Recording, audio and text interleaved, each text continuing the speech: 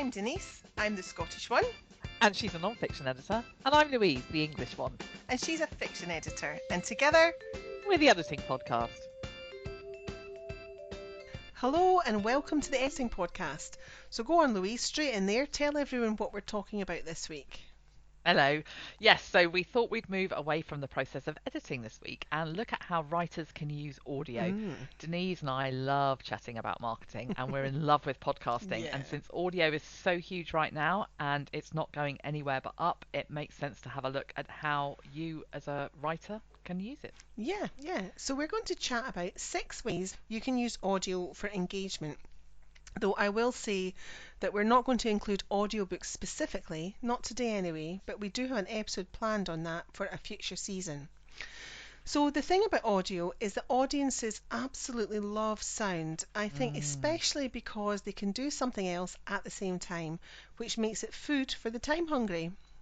Yeah, absolutely. So the first option is that if you have a book, you could narrate a sample chapter for the purpose of book promotion. That's such a lovely way to offer your fans the personal touch for no other reason than they get to hear your voice. It's like Amazon's Look Inside feature with your voice attached. Yeah. And it isn't the same as a full audiobook. It's a completely different kettle of fish. A pro voice artist called Ray Greenlee told me how challenging it is to create a high quality audiobook yourself, one that's fit for market and done to the highest standards. There's a ton of equipment to think about, never mind noise dampening, the time involved, the fluency of the narration and the editing of the file. Ray says that the author who takes that on in an audiobook has a will of iron and more than just a talent for writing. Yeah, I think that's so true because good quality narration is a very different skill to writing. Yeah, The thing is, though, with a sample chapter, you don't need to worry about any of that. It's a taster. It's a way for your audience to enter the world you're created via the sound of your own voice. And because you, the author, are providing all the emphasis and tone of voice, listeners know they're experiencing the world you created exactly the way you intended it. Yeah, and they'll forgive you if you stammer or mispronounce a word or stumble halfway through a sentence and have to go back to the beginning. They won't mind if the dog barks or a siren wails or your office chair squeaks because you're engaging with them, speaking to them. Whereas that's not what someone will tolerate if they've bought an audiobook. Now, I'm not saying any old audio file will do. If the sirens, dogs and stumbles are so frequent that the sample is painful to engage it with, then you'll do yourself no favours. But a little blip here and there is fine. I mean, we know all about that. I was just thinking that, absolutely. With the podcast. I think these kinds of audio samples are just like written ones. They're little gifts from the author to your reader, and I think they're charming and generous, and your fans will love the fact that you've taken the time to record one for them. I agree. So something like SoundCloud is brilliant if you want to host the audio file externally because it won't cost you anything if you use the free option. There is a limit on how much free content you can upload, but it's worth investigating as a first step. But you could record on your phone and load to your website too, and all for free. Yeah, we use the Reporter app when we're recording live, don't we, Louise? And it's excellent. Yeah. And when we're recording from our desktops, we use Skype, which is free and works very well. Other options that we've used are Zoom, CleanFeed, and YouTube. For YouTube, just include a thumbnail picture of your book cover and your face, and that will make it look pretty.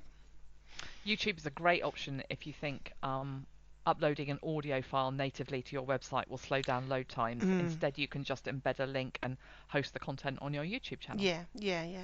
Now, just in case your audience does click through to YouTube, make sure you include all the relevant book buy links under the video on your channel. And include closed captions for those who want to listen without watching. I know that sounds daft, but it happens a lot. I'll pop a link into the show notes that shows you how to edit the captions that YouTube generates automatically. You can do it in Word, which is far easier, and it's free. Yeah, see, we ended up talking about editing after all. Yeah. Now, the other thing to mention is that you don't need an expensive mic either. You can probably get away with a headset mic system for around £25. Try different options and see what gives the best results. We've both got Rode lavalier mics and they are fantastic. Can I just mention PowerPoint too? That's actually brilliant for recording audio. Again, you just need a mic, So what you could do is narrate the sample, and you could even add in some relevant illustrations or images to a slideshow. I quite like this idea because you could spread the narration over several slides. PowerPoint's brilliant because it allows you to record audio on a slide-by-slide basis, and that means if you mess up, you only have to re-record one slide's worth of narration, not the whole lot. Oh yeah, it makes such a difference. You don't have to start Mm, from the beginning again, do yeah. you? Yeah, yeah. It's a really good point. And I suspect a lot of authors wouldn't necessarily think of using PowerPoint to promote their books, especially fiction writers. But it is great, this kind of thing. Yeah. So the second option is similar to the first, but it's more relevant for non-fiction authors. And here we're talking about giveaways, free audio content that's usable and that solves a problem. This is such a powerful offering and it goes well beyond the plot taster of a novel.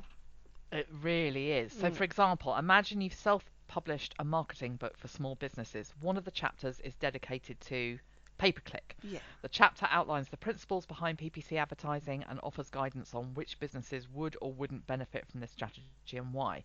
So what you could do is create an audio version of this chapter, and because it's something that your target audience can listen to and use to make informed decisions about an aspect of their digital promotion strategy, they're compelled to buy the written version and extract all of your words of wisdom. Yeah, yeah, and that means you've repurposed valuable business content, but in a really deeply sort of personalized way. Mm. Yeah, yeah. So our next recommendation is to host a live sound event. Readers love live author events. Yeah. The Norwich branch of Waterstones has hosted a stack of live author readings. I've been to see Garth Nix, Jonathan Pinnock, Alison Moore, Sophie Hannah, Julia Haberlin. They were amazing, but not every indie author can get into the bigger bookstores. Yeah, yeah, that's right. So audio democratizes things, doesn't it? Yeah. Now, because you're live, you're recreating the feeling of a bookshop event because the audience gets to talk to you afterwards and ask questions. Ideally, you'd want to record the stream so that it's available as archive content afterwards. And this is a great alternative for authors who like the idea of live streaming, but for whom live video has them sprinting towards the bathroom. Like me. And there's Oh, another thing. If your internet's a bit rubbish and you're worried the stream will fall apart halfway through your broadcast, audio's better because it uses lower bandwidth. So it's less likely to cut out on you. It's much yeah. more stable. Absolutely. We've had this experience when recording this show, Mm. and I know we're not live in this situation, but it's a good example of the bandwidth issue. Louise is based in Norwich, and I'm in Glasgow, so we're hundreds of miles apart. And we always start out having a chat with Skype's video switched on, but as soon as we start recording, we go to audio only, and the sound quality is so much better. So, what are the options? Mixler is one low-cost solution, and there was talk about Facebook Live offering audio only, but I think that idea seems to have died. Yeah, I've not heard anything more about it. Maybe they're just finding too much success with the visual thing. It's a shame Everything though, else, yeah. because I do think they're kind of missing a trick there. Yeah. Um, Now, the thing about live audio streaming is it's public and obviously live. You don't Mhm. get to edit if things go wrong, which is great because it adds emotion and excitement to the event, but requires not a little courage. So make Yeah. sure you have some friends in on the gig who'll have your back if you're new to this type of engagement. Mhm. So one of the best things about reader-facing author events is that fans can get a signed copy of the book. In the digital world, this is tricky. Yeah, yeah. So how about this as an alternative? Get some promo postcards printed, the front featuring your book's cover, and then at the end of the live stream, invite people to email you with their postal addresses if they'd like to receive a signed postcard with a personal message or dedication. You could team this up with an invitation to join your mailing list so that they don't miss out on future events. Yeah, I like that idea. Yeah. So the next option is to broadcast an interview. This requires a little more effort, but it's worth it because it allows you to talk about the journey of your book and your journey as a writer. You'll need an interviewer and a script. Now, it's tempting for the inexperienced sound eventer to think that a script will detract from the flow and authenticity of the broadcast. It won't. A Mm. script ensures everything stays on track, that the questions and answers are remembered, and that neither of you end up rambling off on a tangent or fall off a pregnantly paused cliff. Yeah, like we do sometimes. Yeah. Yeah. You could do a swap with a fellow author, perhaps someone from your writing group, maybe. You interview them and then they return the favour.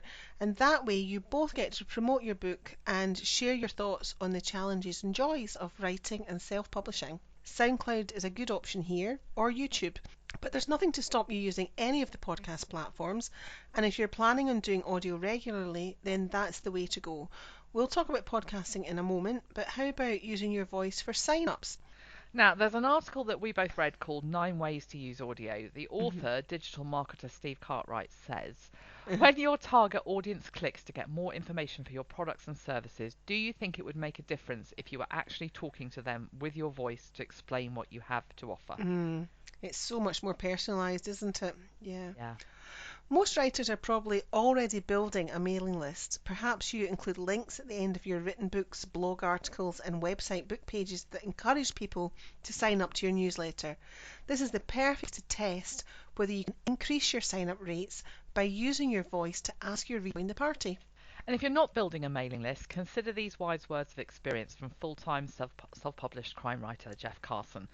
He says, I have a newsletter email list. This is one of those things I heard people preaching but never did anything about. It took me 4 freaking books to finally put my email list in place, but I finally did, and that's when I was finally able to write full time. It only took 2 days to write and publish a short story, which I gave away on my blog as a thank you if somebody signs up for the new release newsletter. Now, when I have a new release, I launch to thousands of people versus dropping it into a field of crickets. And So, that's just yeah. clear evidence there of the difference Yeah, it yeah. makes, isn't Yeah. it? Yeah. So how about doing the same thing but asking people to join that newsletter with your voice? So the final thing that we want to suggest is, of course, podcasting. And if you haven't explored this and it sounds complicated, rest assured that it's not. We were amazed at how easy it is to manage the technical side of things. Yeah. So we started with Libsyn, which was fantastic, but last year we moved to Captivate Mhm. and we love it. For an We do. affordable monthly fee, I think we pay about 15 quid between the two of us. Mhm. We get the editing podcast fed through to all the major distribution platforms, including Apple Podcasts, Stitcher Radio, Spotify, and a whole other ton of aggregators. Yeah, yeah, and this plus the stats are amazing. You don't have to pay extra to get the full picture, which you often do with other platforms, and the Mm. customer service really is excellent. Yeah. And it's a really user-friendly platform too. I find it really straightforward to upload content and access the information we want.